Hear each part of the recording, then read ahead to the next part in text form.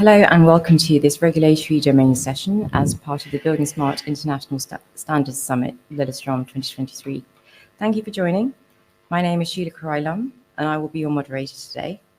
Today's session is titled Regulatory Information Requirements Project. Our speakers are Tomi Henttinen, CIO at Gravicon, and Nicholas Nisbet, who is Director at AEC3 Limited and also Vice Chair of buildingSMART UK and Ireland. This session is scheduled to last 90 minutes with time for questions at the end. This session is being recorded and will be made available in the replay section of the event as soon as possible. Before I hand over to our speakers, I would like to remind you that this is a hybrid event. For the online attendees, your microphones will remain muted for the duration of this session. If you wish to ask any questions, please do use the chat box in the control panel. For those in the room today with us, please try to keep the background noise to a minimum and raise your hand if you wish to make a comment or ask a question, and we'll bring a microphone over to you. I would also like to bring to your attention that buildingSMART is committed to ensuring that participation in the development of standards is unrestricted and the process for their adoption is transparent. And standards that are developed do not favour any particular provider and are open, non-binding and accessible to all.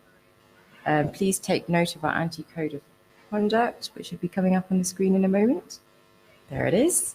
And on that note, I'll hand over to Tomi. Thank you, Sheila. Does Nick want to say something in the beginning? Been underway for just over a year now. Tomi is our leader.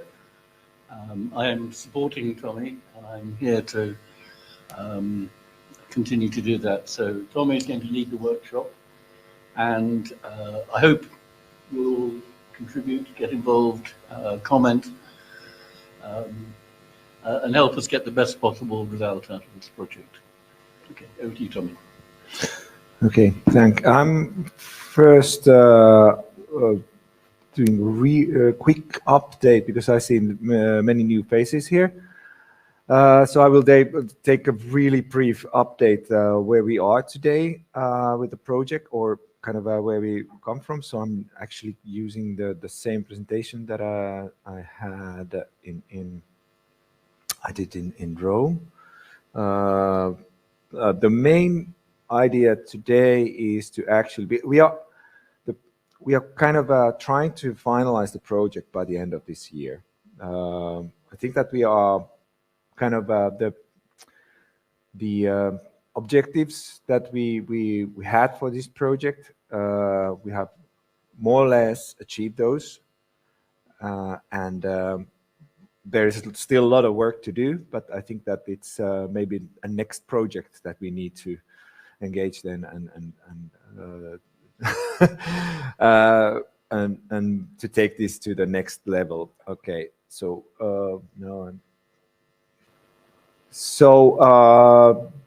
the regulatory information requirements project was actually kind of, it started because of at that point when we started the project, we were still not in Finland in the stage where we are today, but we already kind of knew that there will be some changes for these regulatory processes. At the same time, countries like Estonia were already developing their building permitting system. So basically, our focus and scope in the project has been in the building permitting, and so excluding railways and roads and all everything which is basically outside the building. And to be honest, we haven't even took in the parts that are on site. So we have purely concentrated on the building and what is the building envelope and inside the building. And basically, we started by specifying kind of for the scope, by specifying high-level business needs. I don't call them even use cases, because use case, I think a little bit different what is a use case, but like business needs or business cases that how the information is going to be used in different aspects of the regulatory process. Those of you who were following the previous session, law and BIM, I was thinking there that like the Norwegians were presenting how their approach, like client-based approach to information requirements, which has a lot of similarities actually to regulatory process. They are really close to each other.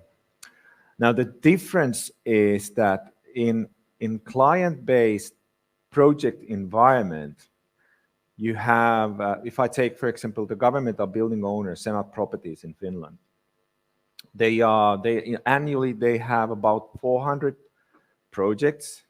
Most of them, they are really small ones, just painting a office room or some part of the building, or so it's not really an IFC connected or related project. So if I take from those 400, potentially maybe 25% could include IFC, and maybe half of them actually uses IFC. So we have 50 projects, meaning that we have 50 project teams, and within these project teams, there are always these clever persons who solve problems.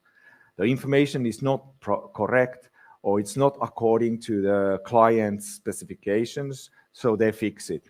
Or then comes the architect who says that, okay, we can produce this information, but actually it would cost more. Then the project leader says, okay, maybe that's not a significant piece of information. So there's always kind of anomalies within the project. I have said many times that in project level, we always survive, because at the end of the day, the building is there. 99.99% times it's there. Maybe there's one microscopic chance that it's not there. But anyway, so in the project environment, even though we are speaking of big clients, there's always a lot of humans who are involved. Now, IFC is becoming a mandatory building permit document in Finland, January 1st of January 25. I have calculated that we will have about 7,000 IFC models every year coming to the building permit process. And this process is that the first stage, there is no humans. So when the model comes into the system, it's machine that checks the model. The machine is really cold. It doesn't negotiate. Well, maybe it's not a significant piece of information.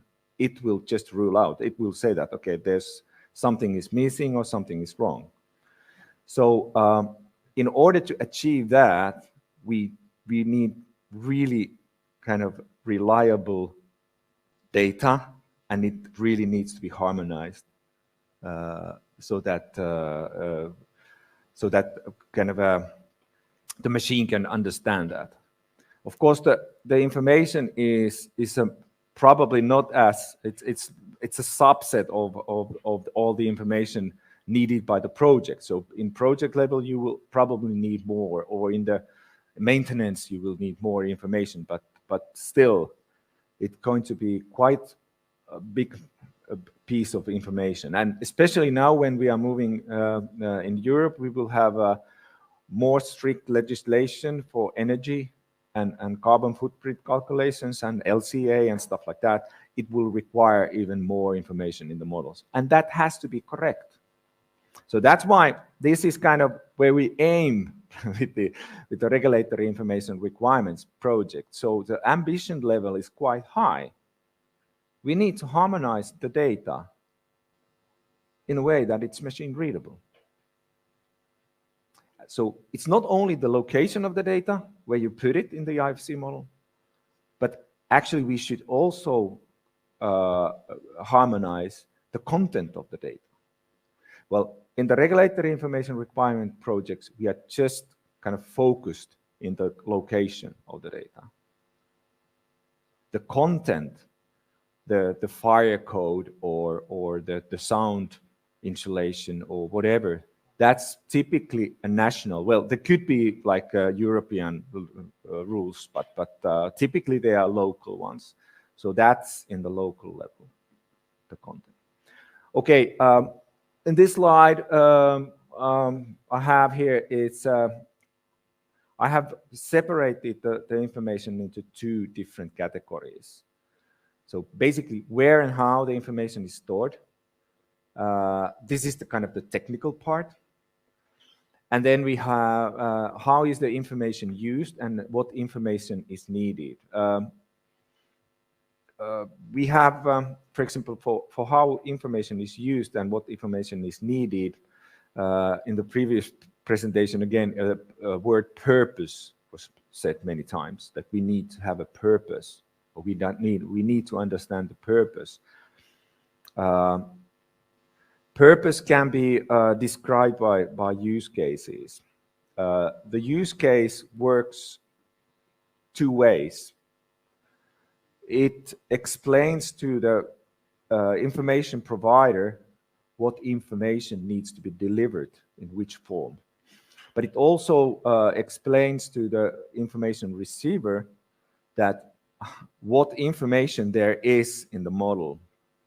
In the LOBIM group, there was a discussion, or there was actually a presentation that which raised up a question that what is the information which is in the model, but which was not required, but there is information about something in the model.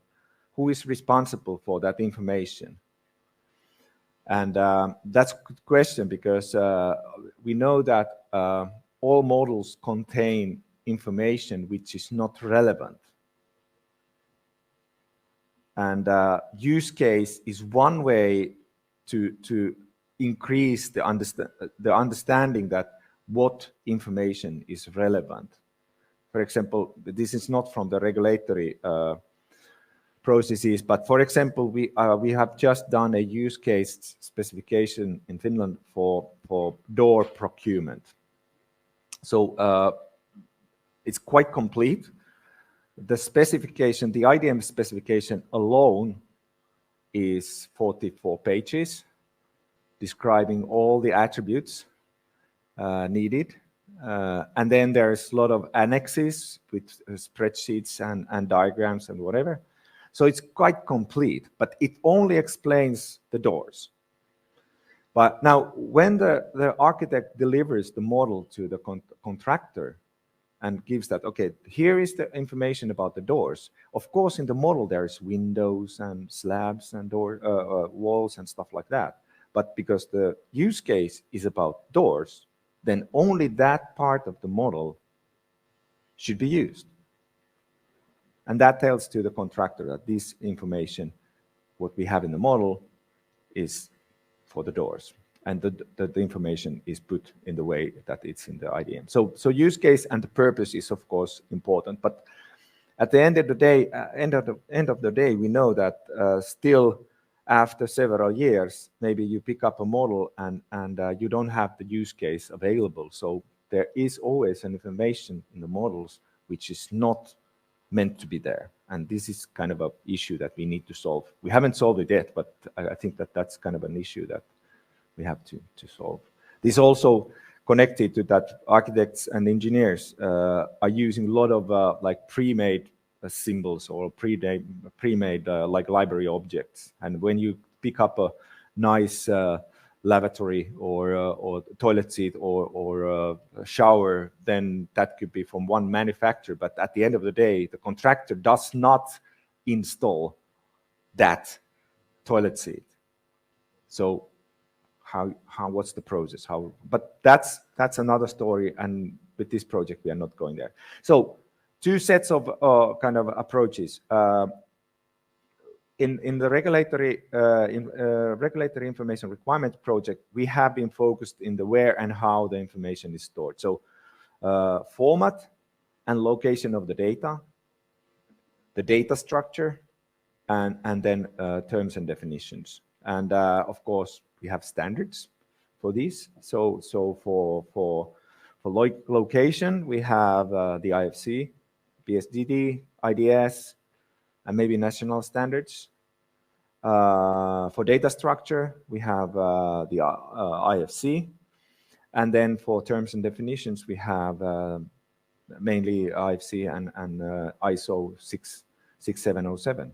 So those kind of, but then of course, national terms and definitions can be used and should be used if relevant. So the outcomes of this project in a nutshell are that the information what is needed, the guidelines and standards, we have different standards that you could use in specifying your information. Then we have the use cases already mentioned in here. They are not kind of included in this project. So we are not focusing in this. In the regulatory information requirements. Maybe that's the next project that we need to do. But in this project, we are kind of very nerdy, just focused in a very technical part. So kind of handling the concept of classifications and IDS, handling that kind of recognition, property sets, and this is kind of this piece. This has been the kind of our main subject to work with the properties and property sets, and then kind of the difference between the local and global property sets. And of course, then what is the role of buildingSMART data dictionary? Yeah. So we had in the beginning kind of. I would not call them actually use cases, maybe they're more like business cases. So we have the concept and zonal approvals, technical design and construction approvals, and then approvals for occupation and use.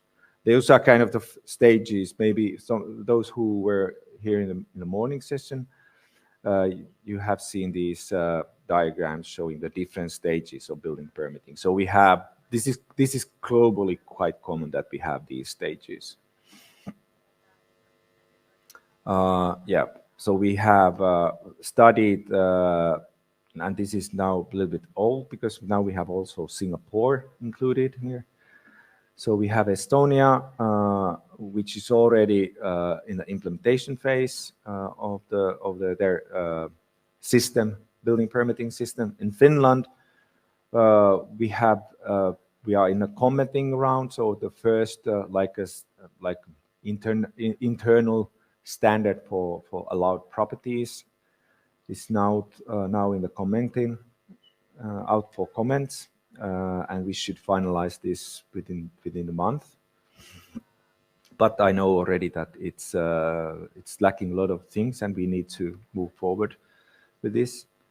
And then from UK, Nick showed us about 1,500 new properties, which needs to be added to IFC. Yeah, yeah. Not from Wales. Yeah, no, yeah. So we will add another 1,500 from Wales, I guess. Yeah. So those are kind of.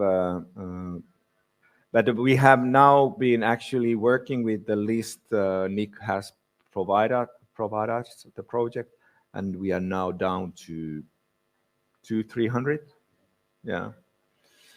So and that's kind of and we have also identified kind of the properties that could be international, could be or should be included to IFC standard. And then we have some local ones. Nick's favorite is the number of saunas, which is important in Finland. How many saunas you have in the building? In Finland, we have about 5.4 million people living in Finland. We have at least 5 million saunas. I think it should be a mandatory property for all buildings, but yeah, but yeah, that's another way to do it. But and then we have today we have a presentation from Singapore. Singapore has developed this already quite far. And we have been studying that. So now this final part of the work is quite technical. We just want to squeeze all these together and come out with a kind of a common, like, minimum requirement for the proposal that we are going to make to the technical room, that these should be added. But what I wanted to discuss today is actually, I made a really bad diagram, but maybe about this diagram, and maybe not the diagram, but the concepts. There has been a lot of discussion during the first days here in Oslo as well about BSDD and how BSDD solves everything, and that's kind of the solution to our problems with the data. I challenge you a bit. In regulatory processes, as I give you an example, that in Finland alone we will have 7,000 IFC models coming to our systems from the beginning of 2025. If we are using classification systems and especially if we are using kind of BSDD, then it's the reason why everybody loves BSDD is that it's so flexible. And flexibility is something that it's a term that is unknown in regulatory processes. It's a term that shouldn't be used there. So it's not part of the terminology. And so I challenge you that in my mind, like, BSDD is the last thing. If not all else fails, then maybe you can go with BSDD. So I have estimated that we have, or this is kind of my view on IFC, that we have like solid, like mature and static components, like IFC entities. In order to add a new entity to IFC schema, it has to go through very many steps in buildingSMART. And after that, it has to go quite many steps in ISO as well before it's an official ISO standard. So I consider that IFC entities are very static. There is no new IFC entities popping up every other day. Predefined types are also quite static, although IFC provides us a method to add our own custom user-defined predefined types. But if you take the control, for example, if building control or the regulatory body in Finland, for example, takes control of that, these are the custom predefined types that we allow, and they have specified the semantic meaning for these, then I kind of accept that okay, this is acceptable. Also, property sets Some property sets, like Boolean property sets, they are rather easy because false true or even empty.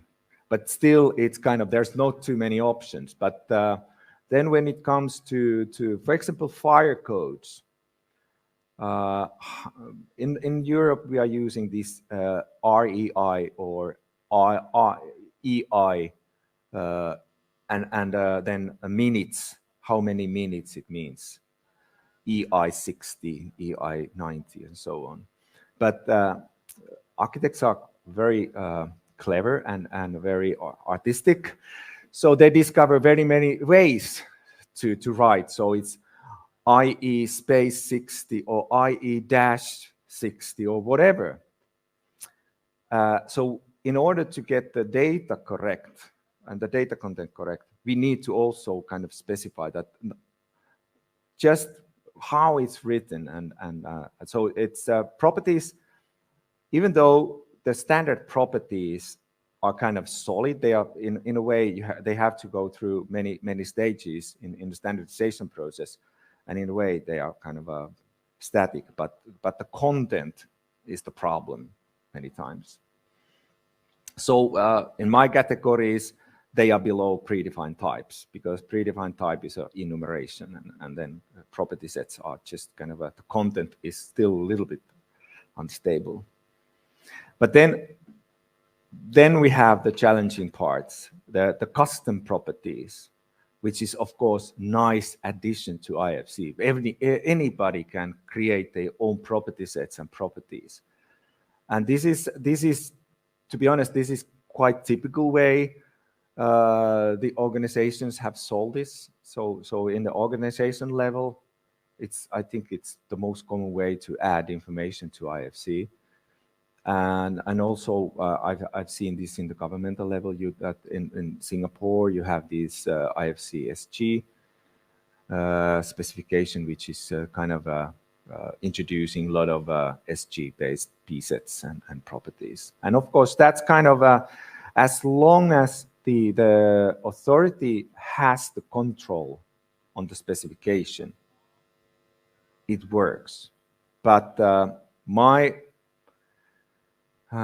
maybe I'm cynical, but I have found that the authorities are there are always like new government coming in, and then the funding is kind of depending on what is the political status, and that's why kind of the authorities are not really good in keeping up kind of the information requirements in a way. So they're very good in writing the laws and secondary laws, but you are not changing the laws every year.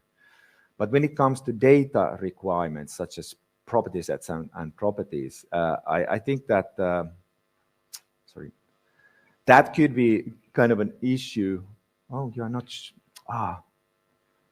Why didn't you say anything? I was talking about my very ugly diagram, which I'm not showing.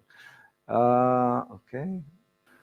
But anyway, so I have mixed feelings about properties, and especially custom properties, because I would like to use 100, and the regulator, don't get me wrong, custom properties are totally okay in a project environment. But in the regulatory environment or in authority use, I think that we should use 100% only IFC standard properties. And of course, this is why we have, this is the reason why we have this regulatory information requirements project.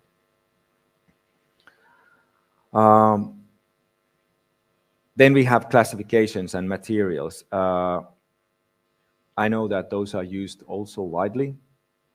The material data will become even more important now with the low energy rules that we have globally, I guess, not only in Europe, and the low carbon construction.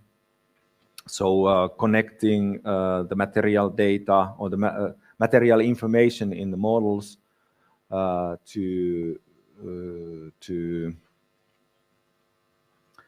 to databases, external databases, so we need kind of solutions for that. Can't be avoided, I guess. But classifications, I think, and of course now you can challenge me again, I think that classification is kind of user-based definition, and one model can actually have many classifications. So there is the construction classification, we have a maintenance classification, maybe there is the requirement classification. So we could have several different classifications in the same model. And again, well, classifications are quite static, but at the same time, they are not controlled by the authority. They are controlled by the classification owner, basically, who could be a contractor, or could be a client, or of course it could be a national organization. But anyway, they are not in the control of building authority. So I would also leave classifications out from the scope of regulatory information requirements. Now, all these are kind of just raw data still. And then now, as I said, in Finland, we have the first step when the model reached the permit system is that the machine does a check. And that is challenging, as you know, because you can check quite easily properties. You can check that is the wall external wall, or is it internal wall? Or you can check quite easily fire coding, is it there? But to check that if the fire code is actually correct, that is difficult. And the reason is that we have this, what we called, we were chatting about this with Nick the other day, and we have the cause and the effect. So if you, for example, if you have, let's take accessibility.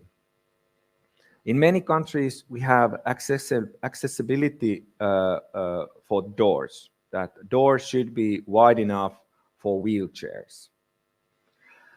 But it's not because of the door, it's because of the spaces that the door connects. So the rooms that are on each side of the door, they put in the cause. They are the cause, and the effect is the width of the door. And those kind of checking, it's really difficult for it's, I think it's difficult for humans, but it's more difficult for computers. So yeah, that's a challenge, and we haven't gone there with the regulatory information requirements.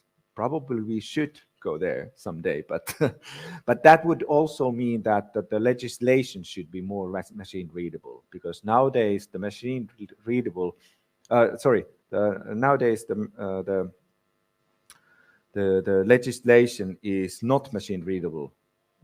It's human readable. Sometimes, or many times, it's not even human readable. And I think there's a purpose why it's not like that.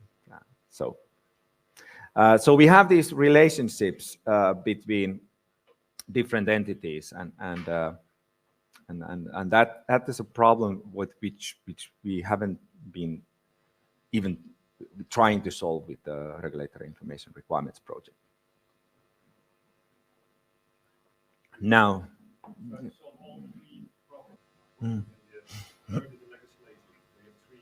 yeah, but now we are now only with the regulatory information requirements project. We are merciful for ourselves, so we are only solving the location, where to put the information. Yeah, that's the first step, and then what the information is, that probably should be solved in a national level. But if we can in the international level solve the location of the data, But now that was my view, and so I said that I want to challenge you, and if you agree, then we can stop this session and go go to the bar. But I hope that you disagree, Stan, at least. Can you give the mic to Stan? Hello, everyone. I'm Sten Sunesen from Norway, Statsbygg. Is that on? It is on. Okay. I can hear myself in the speaker. Okay. So, Yeah, okay. I think it was a great presentation. I very much agree with your hierarchy of information. But have you, I don't remember if I've seen it, maybe you showed it in Rome, the actual information that the regulatory requirement includes. How much information do you require from the buildings?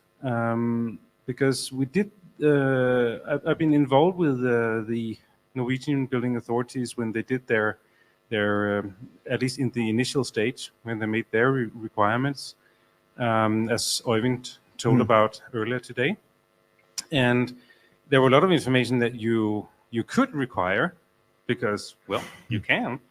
But actually, due to the role of the regulation, what is it that those who are doing the regulation, the agents at the local authority, what is it that they are actually going to assess? If you give them too much information, they will maybe also over-assess, do more work, and with a risk for the project to be turned down. So have you kind of made an outline of what is it that they are going to regulate and assess, and made specification based on that? Because the reason why I'm asking is that we found that it's actually quite little information, and it is fully contained within the IFC standard. So you don't really have to, for example, have your own user-defined properties, custom properties, which maybe is a digression, but in Norway we have found a need for further additional properties and property sets, but we made them a standard.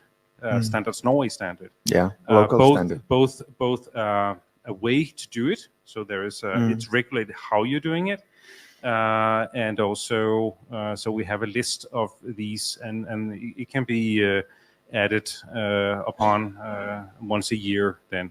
And of course, those that we see are being used are candidates for IFC updates as well. But of course, you should bring those requirements also so that we know them. So that I believe that we could have. You mean from the Norwegian perspective? I and of course, I understand that because it's coming from client side. There are many kind of properties which are probably not in the scope of a regulatory process, but they are actually overlapping many times. So then, if you just provide us the last full... part was, I admit, digression. So the first part, have you had? Do you have the scope of how you describe how do you specify the requirements necessary for the regulation process? That would be interesting to see. I can show if for some reason it's not showing yet.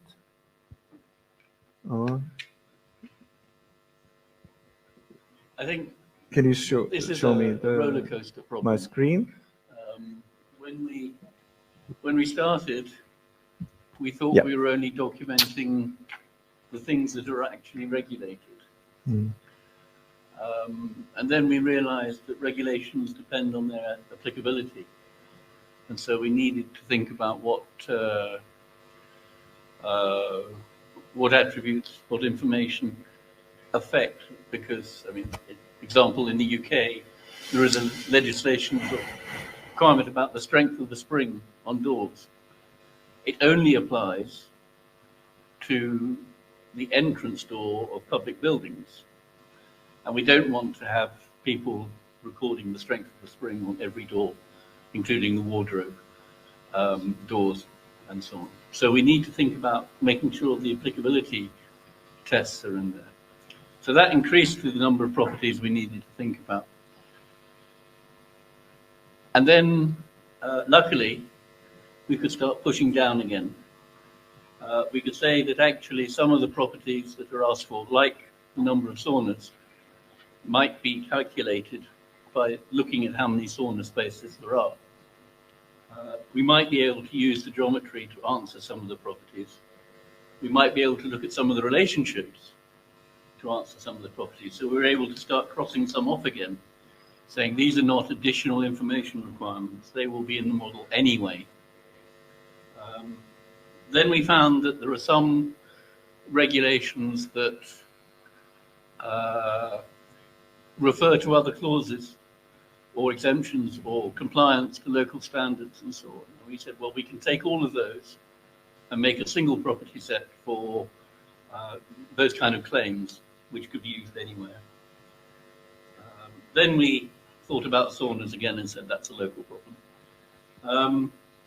And then we said there's a lot of stuff in IFC4 already, and what we're left with will be the regulatory information requirements. So we're going through that process of filtering and sorting to try and come up with a list that is relevant, most relevant to as many countries as we're aware of, as a final deliverable. And I think, yes, we'll have to put it into the BSDD. I think that's the first place to put it so that it's public and available. And then we can start the process of saying, we think these are properties that are important enough to be part of the official IFC ISO standard in due course, but we can use them in the meantime. So we've got a process. It is to do with expanding the list and shrinking the list, expanding. I think it was King Canute who got into trouble by sitting and watching the tides coming in and out and saying he couldn't control it. We're doing our best to control the tides in and out of the amount of information we need. And this kind of work is the way that we're tackling it locally, but we need to make as much of the international standard as we can. Yeah. So I'm not going to bore you with a long list of properties, but I'm going to show you that how I have taken these properties in the national level. This is very quick DeepL translator version of the national use case that I have created, and so basically just as always, I'm trying to use as much standards as possible. So I have used IDM. Then there is a IEC standard 62559 part 2, which is kind of giving the outline for this form that I have used here. Actually, it's describing the form. And then I have used the European standard for level of information need. Level of information need is actually at the final stage of becoming an ISO standard. So it's a different number. It's 7817 part 1, but nevertheless. And the level of information need comes from the 19650 series. But anyway, so I have used this. So I have described basically using the IDM concept that what is the purpose, what is the kind of the business need, and what is the kind of the need for this data, how it's used, what are the impacts, and what are the benefits and shortcomings, and what kind of relationship it has, what kind of relationship it has to different use cases. What are the references, because this is based on the national legislation, and so on. So these are all kind of background information. Then when we go to kind of the items, that sort of the interesting part, of course, is that how the property sets and properties are then implemented. So this is how I have now then taking this out. And this framework comes from the level of information need. So the level of information need specifies that you need to specify the geometrical, alphanumerical, and documentation for all exchange data. And for geometrical requirements, it's detailing, dimensionality, location, and two more. Maybe. So appearance and yeah. And but in here I don't need, for the regulatory process, I haven't needed the appearance yet. It will come, but not yet. So now I have just specified that what is the detailing in this case. Oh, it's good. Sorry about the people, but so the base floor slab should, shown in the building design, describe the entire slab-like structure. So this is kind of that in architectural model, we are not putting the different layers, we are just showing the whole bounding box structure. So this is describing the kind of the how the geometry should be constructed, put together. Then the dimensionality, the location, it should be in the building story, where is from the architectural point of view, because in the architect, at least in Finland, in an architectural model, you are looking from up to down, and which means that the floors are below the walls, whereas in the structural models, the slabs are below the walls, but in the structural model, the slabs are above the walls. So this is, but then it comes to, so then we have, this is connected to the regulatory information requirements process. So then we have the alphanumerical requirements. So the object name, what should be the object name? So the type of the construction, or type of the structure, I would say.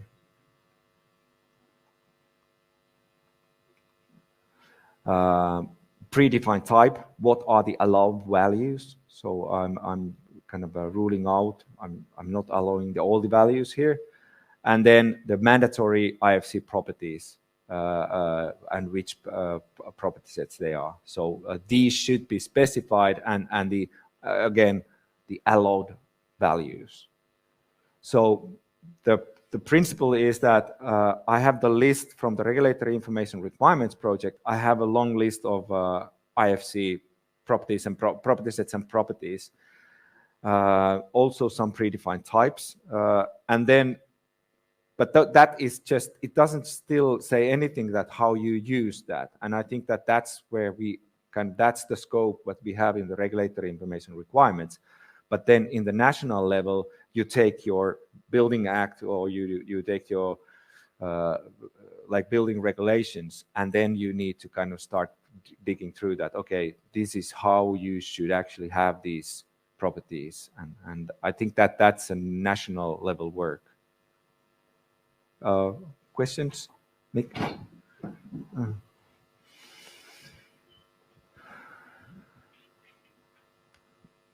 That's good. Great idea to publish it from the level of information need perspective.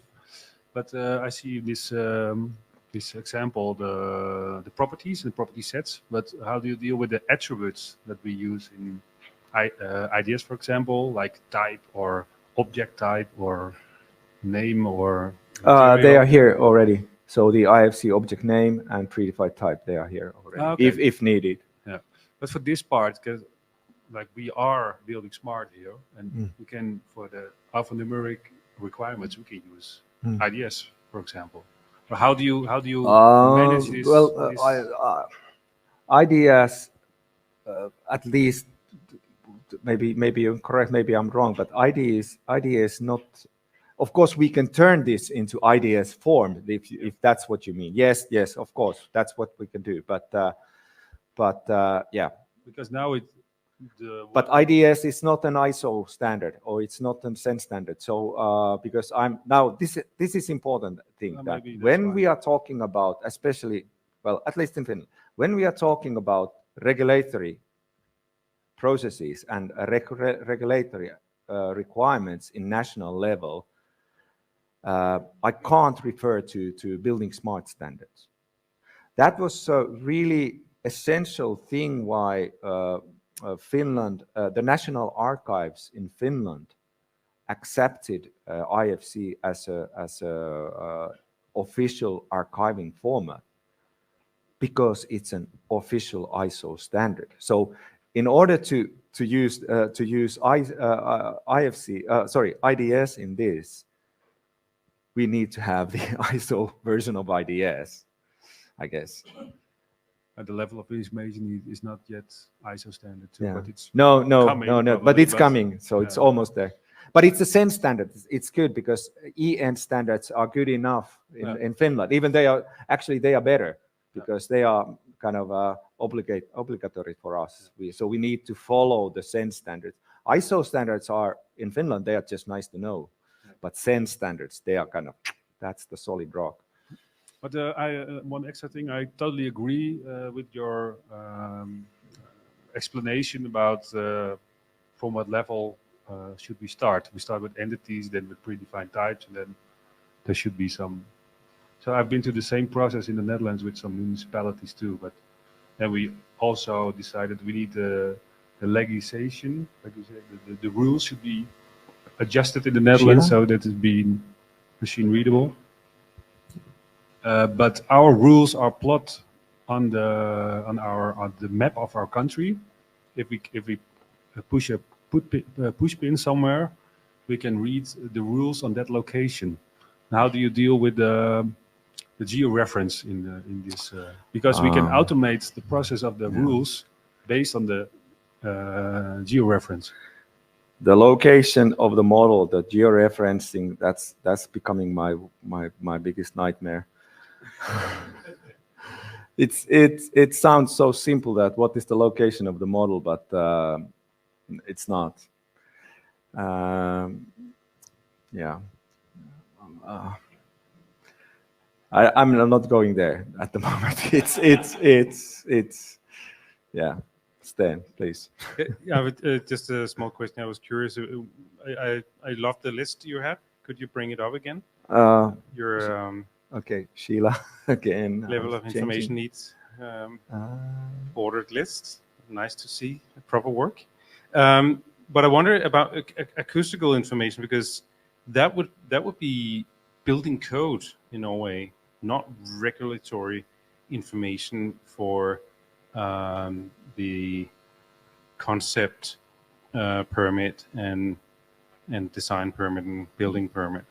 So that would be two different things. But is that Finnish thing that it's in the secondary legislation. Parts of building code is actually included in regulatory requirements? Because then I understand you need a lot of properties. Yeah. Oh, sorry, I had one. No? We have tried to focus on structural fire, energy, and accessibility as our priorities. In the UK, we have a whole building regulation, section Q, which says new buildings should have internet access, which not top of our list for the regulatory information requirements project. It just didn't seem worth the effort. So we are focusing on those key areas. The other thing, I've got some good news for Tomi, which the IDS is based on the idea of specifications made up of applicability and requirements. That's what we saw this morning being demonstrated. Rather wonderfully, someone sneaked into ISO 2 years ago and wrote ISO 12911, which says if you're doing requirements, you should break it down into applicability and requirements. Also mentioned it was Nick. Yeah. Also mentioned exceptions as well, but that's another story, and so on. So I think we can solve the requirement to refer to standards by saying ISO 12911 is IDS in disguise. But again, just to answer, because this specification is of course meant to architects. Their IDS language skill is quite poor at the moment. So they understand better when it's kind of in a non-technical terms. And actually, this is following the IDM standard, because in the IDM standard, it says that the exchange requirements should be in non-technical terms. But going back to Sten's point that isn't that like a local building code? I think that difference in Finland, that is in the secondary legislation, that, for example, that what is the sound insulation limits, for example, for between apartments or outside noise, for example. So the building regulations, the national building regulations, that they kind of specify that. Cities, municipalities can go higher, so they can demand more. That's kind of the basic rule. So in the national, so for example, we have for railings, if I remember correctly, maybe Pasi remembers that by heart, but for railings, the national regulation is 1,000, so 1 meter, in balcony, the railing needs to be 1 meter, but many cities require 1.2.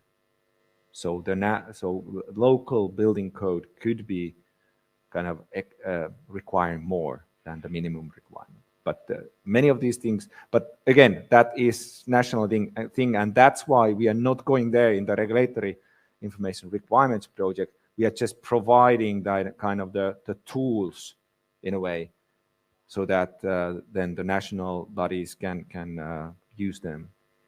Yeah. How do you deal with the adoption of the architects, general contractors, suppliers, structural engineers, municipalities? How do they all confirm your requirements that they can meet these requirements? Is there in Finland a kind of consensus about it? Yeah, there's they don't disagree with you. They say, okay, Tomi, you describe what we can do. It's rather easy. If you want to build, you need a building permit.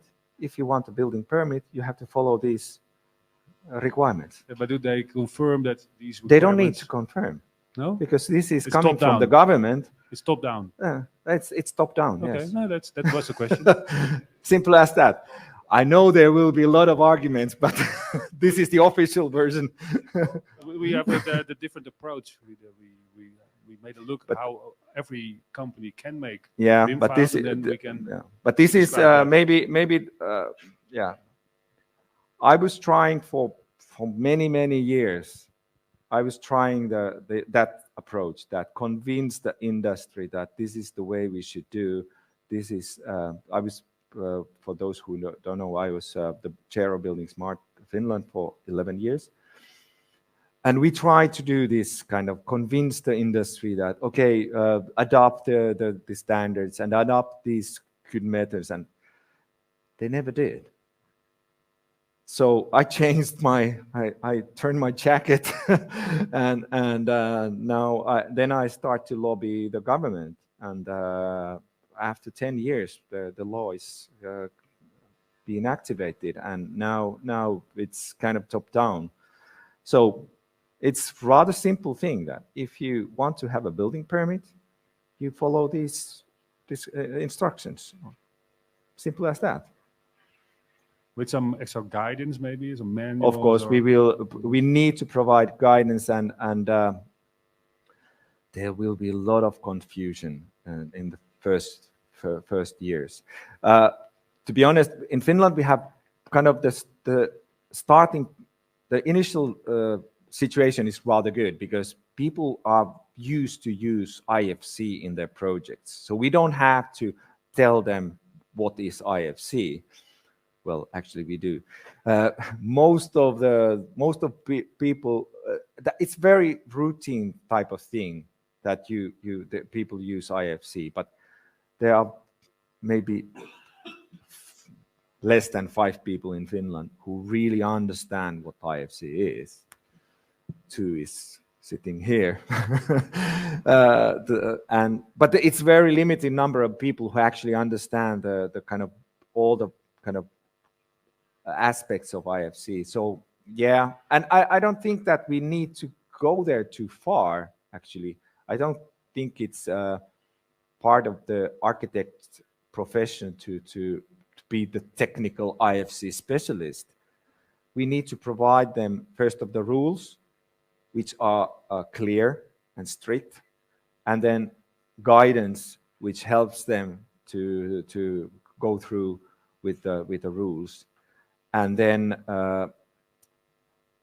I'm optimistic that they will survive, and of course they will survive because they want to have the building permit, so they will survive. Is this available in Finnish online somewhere? Not yet. 0.9? This is, well, actually it is, because it's commenting round going on. So, Okay. but it's I already know that there are a lot of errors in the commenting version. So I have this version actually, which I have deeply translated to English. This is the updated version already. So, but we are. So in few months, these will be available, and I don't know if we have. Yeah, probably we will do English version as well. Yep. Hello, I'm Gao Ge from Tsinghua University, China. And you just, as to the property sites, you just mentioned that Nick has made about 1,500 property sites in UK. It's interesting that we made 1,600 properties in Shenzhen, China, for the code checking of 300 regulations in Shenzhen in this year. So there are also property sites from the Estonia and Finland. So my question is that is there any plan to combine this kind of properties to international standard? Absolutely. Yeah. So we have our next call, Sheila. When is our next call? So I have to join this project. I read it seriously. Yeah, but yes, of course, that's why we are here. That's why we are presenting this. That's why we are having the discussion. That now it's time to actually gather all the input, and if you have 60,000 properties, maybe we have to extend our schedule a bit. Especially if they are all in Chinese. But yeah. We have an English version. Okay. Yeah. Okay. Problem solved. But yeah, of course. But that's exactly that's what we need, and that's why we very good. So come join the project, provide us information, share, we discuss, and of course it's like I said, we took the 1,500 properties from UK, and we kind of walked through, and we found out that actually 300 of them were maybe relevant at the end of the day.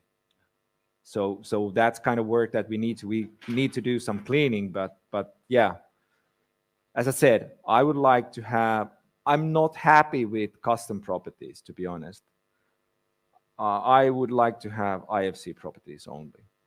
They are in the standard. They are something that the regulatory body can kind of based on their rules, the national rules. But can you put all those extra properties in BSAD? It's linked to an entity, or is it linked to an entity with a predefined type that we can see the 1,500 properties? Oh yeah, that is part of the scope that we work. That we, like Nick said, that now that's the kind of the first stage is to put them into BSDD, and then link to existing entities, and we haven't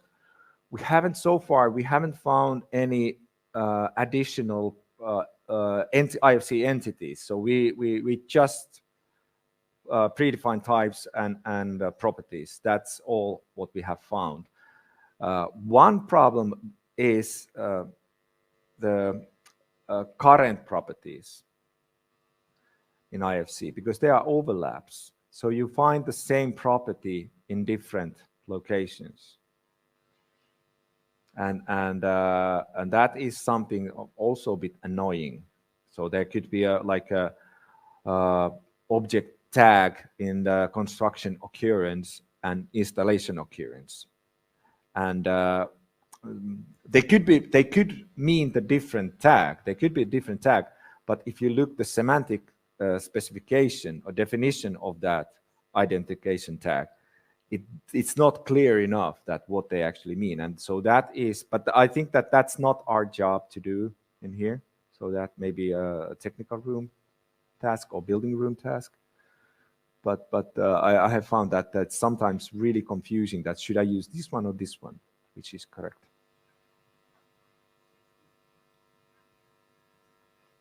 What's the strategy?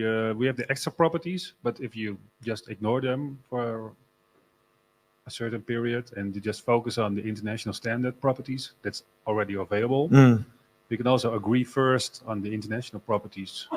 Which one should we use in which stage of the building permits? And then a next project is to add maybe some extra, or is it not possible to do the building permits without the extra properties? It has to be. So we have to have like midterm solution in a way. So even though it breaks my heart, I have used some custom properties in Finland. I don't sleep well, but that's the solution. Yeah,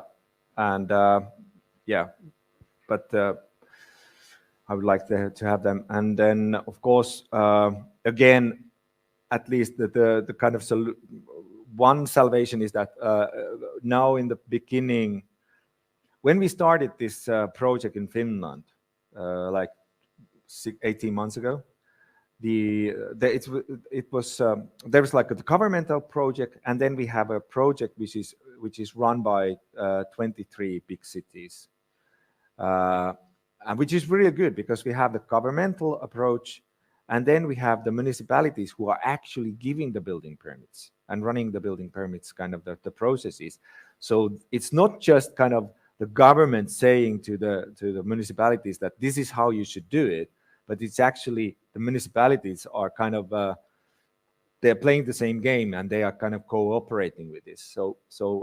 But in the beginning, when the cities, these municipalities started the project, they aimed really, really high. And now, during the 18 months, the bar has lowered quite a lot. So now, to be honest, they are quite happy if they can read some information from the model in January 25. But of course, I think that in the background, the bar is still kind of they hope to put the bar higher and higher. So. Yeah, but at this stage, it looks that the minimum amount of information can almost be achieved using just standard IFC properties. So the bar has been lowered really, really low, but it's there. It's the first step. So you need to see that as a process. Sten? Yeah. Yeah. Oh, just an advice, because tomorrow during the session about the guidance, we have to discuss this situation of extra properties, because all the editorial team says you have to write this because otherwise the regulators around the world will not be confident in using the standard. So let's have a discussion in how to put this and put the right words in. Yeah.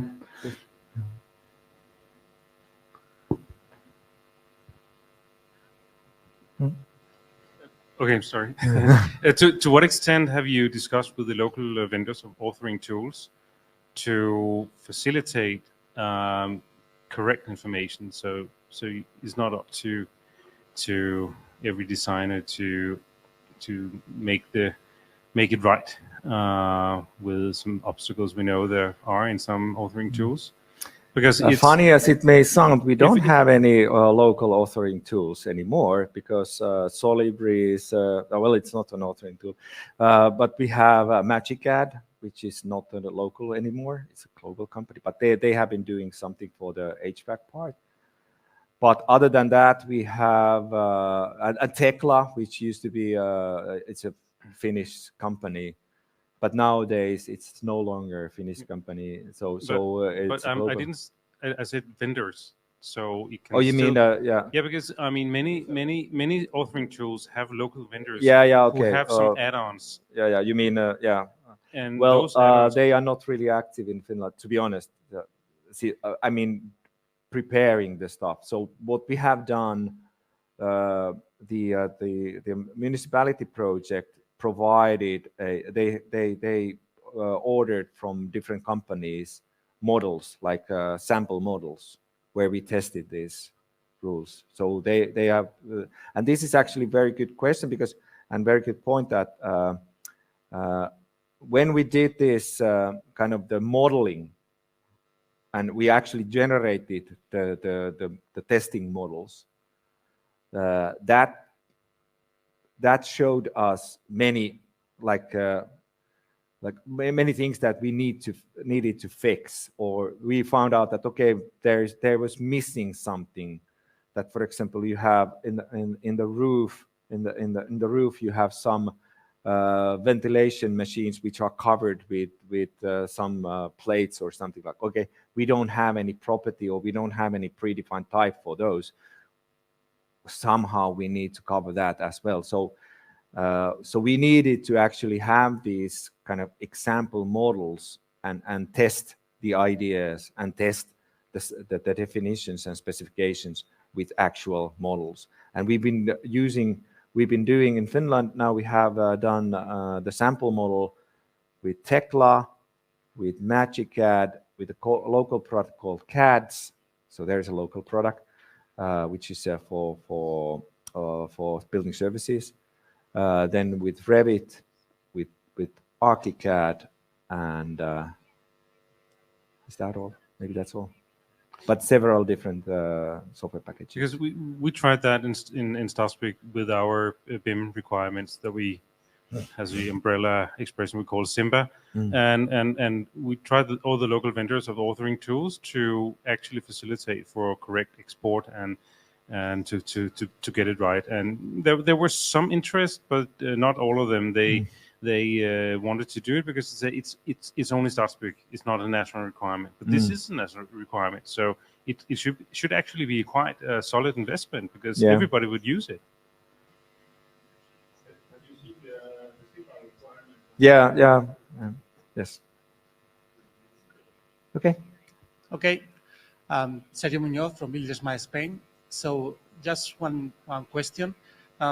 If I'm not wrong, there are not an official naming system to create custom properties or custom property sets from buildingSMART. So a kind of recommendation about several fields in order to how to create the custom properties. So how do you define this kind of naming code to create custom properties that you keep for all the list of custom properties and custom properties and can be used for other regulators to create their own?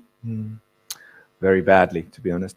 But that's actually a very good point, that we should actually also put to our work, that we should kind of put that. But just before Nick goes, I think that's a good point. We should actually state that buildingSMART should provide a kind of good rule how to create custom properties, but that's another story. I lost the battle in Finland because, in the first stage, the first proposals were having it was awful, because it had like all kinds of separation marks and spaces and like, so it was kind of the property names were like the ones that you see in the user interface, and space, for example, if you have the space in between the words, it's a really difficult character, because people who know ASCII code know that there's actually several different types of spaces. So it's not just one space. Humans see only one type of space, but computers see actually many types of spaces. So that's one thing. So we actually avoided that, but the second battle I lost because we have these Scandinavian letters, which are awful. Especially I'm using Mac, and then I need to use sometimes Windows. I'm suffering this Scandinavian letters conversion all the time with IFC models. And it's not upper camel case, for example, or yeah, something like that. Yeah, but we are using basically the camel case type of thing. So we have tried to follow the kind of the basic principles, but it could be better. It could be better, and maybe that's a good point that buildingSMART should have kind of rules how to develop your custom properties. Can I just make an advertisement for a presentation tomorrow? Because in buildingSMART Norway, we have made a rule. If it's good, it's up to you to decide. But 9:30 tomorrow, we're going to present 20 years of experience with OpenBIM in Norway. And a big part of that is the standard series 8360, which, among many other things, contains a ruling how to establish user-defined properties. I would be happy if I can kind of refer to a standard, and then I can say, but because of the standard, this has to be like this. It always works. If I say that it should be like this because I say so, that doesn't work. But if I say that because of the standard, it should be like this, that typically works. So, any other comments? If it comes with money, then we will take your contributions very seriously. If it comes with in-kind money, in-kind work. In-kind effort, then yeah, that will make it easier. As I said, look, I think if there are any countries that would like to contribute content, either with money or in-kind effort, we're trying to draw this to a conclusion, because I think the proof of this will be when people see it and can see that it adds value to the international efforts for code compliance. We know that every jurisdiction will have to have their own rules, but if we can find the common building data and properties and so on, then we will have a strong result. And hopefully when we meet in Valencia, we will have something really serious to discuss. Yeah. But at the same time, it's not late to get into the project. Of course, like Nick said, we are trying to now to finalize the project so that we can start probably the next one. But I think that when we started this project almost 2 years ago, we were kind of trying to find the way and kind of the level where we aim. Now, I think that now we know what we are actually trying to achieve. So it's good time to join the project, because in the beginning it was more like trying to look what to do. Now we know what to do. It's more maybe easier to join the project, because it's more clear that what is the scope and what is the kind of the target that where we are aiming. So please contribute, and that will be we will be very happy to walk through the 60,000 properties. 6,000. Oh, okay. 16. 1,600. Okay. So easy. Okay. So you made it easy. I thought that I have something to do at the end of the week, but we can manage that already today. No. Okay. But that's good. That's good. And I think that many of those will be overlapping with the ones that we have already. So. Okay. Well, I can say what are non-standard properties what we have found, and most of them, at least from the Finnish perspective, are connected to the building and site. So so the site properties in that's part of the building permitting process, I guess. That's a speciality that there's, because in IFC is very much concentrated on entities. When there's a wall, everybody's interested about the wall. But when there's a entity called IFC site or IFC building or even IFC project, then it seems that there hasn't been that much interest in what is. And those of you who know, for example, the European Inspire, which specifies lots of properties for the building, and for the building, let's say that, or section of a building. It kind of, it's more like this data which is not connected to different elements in the building. It's more like connected to, and this is typical information that you need to provide to the building authority when you are applying for building permit. What kind of construction it is, how many, what is the main purpose of the facility, and stuff like that.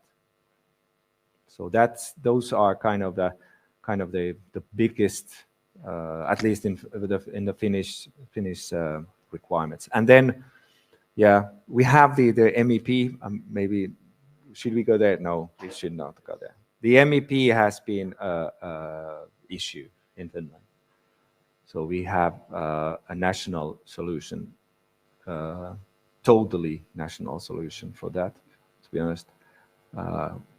I'm not really proud of that. But yeah. Okay.